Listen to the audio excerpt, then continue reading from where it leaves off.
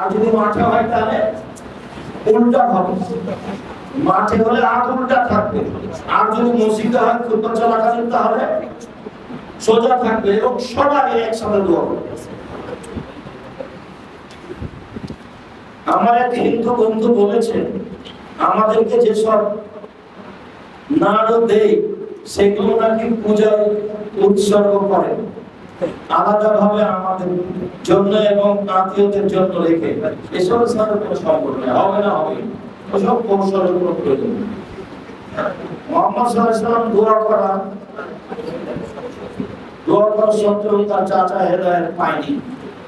নূহ আলাইহিস সালাম, ইব্রাহিম আলাইহিস সালাম নবী হওয়া সত্ত্বেও তাদের ছেলে বাবা হেদায়েত পায়নি। এটা কি বলছে? তারা দোয়া করা এটা কবুল হয়নি। প্রশ্ন হলো, আপন কারোর জন্য গুরুত্ব দিয়ে হেদায়েত জ্ঞান হিকমতের দোয়া করলে তা কি আল্লাহ কবুল করবেন? জিজ্ঞাসা হলো। আর থেকে মানুষ দোয়া করবে, আল্লাহ দোয়া কবুল করবেন, এই কথা বলছে। আযান এবং ইকামতের মধ্যবর্তী সময় কি রাসূল সাল্লাল্লাহু আলাইহি ওয়াসাল্লাম হাত তুলে দোয়া করেছেন? এই সময়ের প্রমাণ হয় না। আল্লাহ রাসূল হাত তুলে দোয়া করেছেন অনেক। দোয়ার বইটা আছে বাইরে 16 জায়গাতে স্থান উল্লেখ করা আছে। বাইরে দোয়ার বইটা নিয়ে যাবেন, কয় জায়গাতে স্থান উল্লেখ করা আছে? 16 জায়গায়। পড়ে দেখেন। আর 32টা না 35টা হাত তুলে দোয়া করা আছে।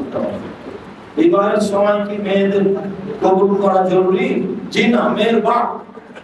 মেয়ের বাপ কবুল করবে, মানে মেয়ের বাপ বলবে এত টাকা নগদে, এত টাকা বাকিতে আমার মেয়ে তোমার সাথে বিবাহ করতে রাজি, তুমি তাকে স্ত্রী হিসেবে কবুল করো। এই যে বাপের প্রস্তাব দিল, তখন ছেলেটা বলবে কাবিল করা, সম্মান করা, ওটা রাসূল না করে।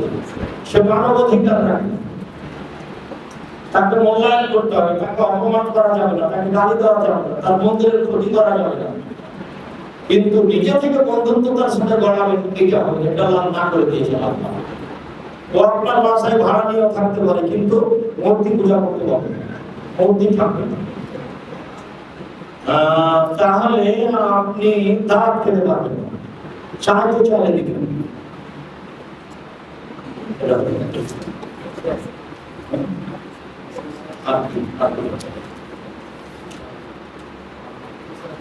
ওযু ছাড়া কোরআন পড়া যাবে? জি যাবে। ওযু ছাড়া তো আয়েশা রাদিয়াল্লাহু আনহা হাইজ অবস্থায় পড়ছে, আর হেরাক্লিয়াস তো হিন্দু মানুষ, খ্রিস্টান, কোরআন মাজিদ পড়ছে ওদের লিখা। আর বিসমিল্লাহির রহমানির রহিম তো কোরআন মাজিদের আয়াত সবসময় চলছে। আয়েশা আল্লাহ রাসূল সর্বদা আপনাকে জিকির করতেন। কাজেই পবিত্র হয়ে আপনি পড়েন ভালো, ওযু ছাড়া পড়া যাবে। 8টা দলিল দেওয়া আছে। বের হওয়ার সময় ওই বইগুলো নিয়ে যাবেন, তার মধ্যে সালাতুর রাসূল, প্রচারের সালাত, গরম রাসূল সাল্লাল্লাহু আলাইহি ওয়াসাল্লামের সালাত, এই জায়গাতে 8টা দলিল দেওয়া আছে। যার সময় ফিরে যাবেন না, দেখবেন বই আছে। তারপরে কোন মহিলা সালাম দিলে সালামের জবাব দেওয়া যাবে? যে মহিলা সালাম দিতে পারে, আপনি দিতে পারেন। ক্ষেত্রে আশঙ্কা থাকলে না দেওয়াই ভালো। দেওয়ার বিধান সেও দিবে, আপনিও দিবেন, সেও দিবে, আপনিও দিবেন। হজে গিয়ে ফরজ ছাড়া সকল প্রকার সুন্নাত নফল? জি না। যখন আপনি ইমামের সাথে পড়ছেন তখন এগুলো করা যাবে না, সুন্নাত নফল নেই। মানে কাবা ঘরের যেটা মর্যাদা সেটা হলো সর্বদা নফল, কিন্তু 5 ওয়াক্ত সালাতের সাথে যে সুন্নাত আছে এটা লাগবে। এক পড়লে 2 রাকাত, জোহর 2 রাকাত, আসর 2 রাকাত, এশা 2 রাকাত, মাগরিব 2 রাকাত, ফজর 2 রাকাত। আর যে ইমামের সাথে পড়তে ইমাম যা আছে তাই, ইমাম যা আছে তাই। ড্রাইভিং সিটে বসে বসে নামাজ পড়া যাবে? জি যাবে, পড়ে। হাত তুলে সালাম বা হাত উঁচু করে সালাম দেওয়া যাবে? হাত এইভাবে সালাম দেওয়া যাবে না। তাও সালাম দিচ্ছেন, মুখে বলেন আসসালামু আলাইকুম, তখন বুঝতে পারলাম না আপনি হাত দিয়ে জানালেন, সেটা সেটা ভিন্ন কথা। এটা হলো সালামের পদ্ধতি ইহুদি খ্রিস্টানদের, সেটা দিয়ে সালাম যাবে না, এইটা যাবে না। পায়ে সালাম চলবে না, হাঁটুতে চলবে না, মাথায় চলবে না, এগুলো একটা চলবে না। হাতে সালাম দিয়ে হাত চুমা দেওয়া যাবে না, বুকে দেওয়া যাবে না, কোথাও দেওয়া যাবে না।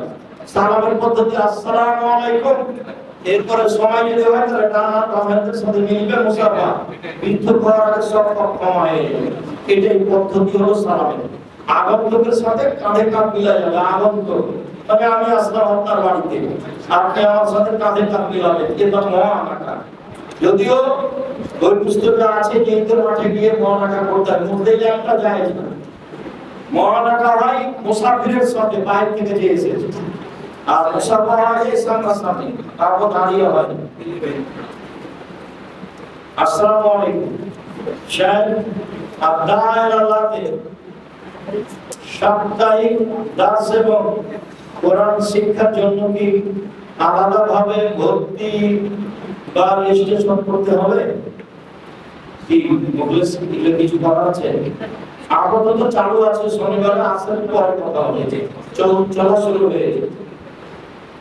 শায়খ বিবাহের সময় দেনমোহর কি বাকি রাখা যাবে? জি যাবে।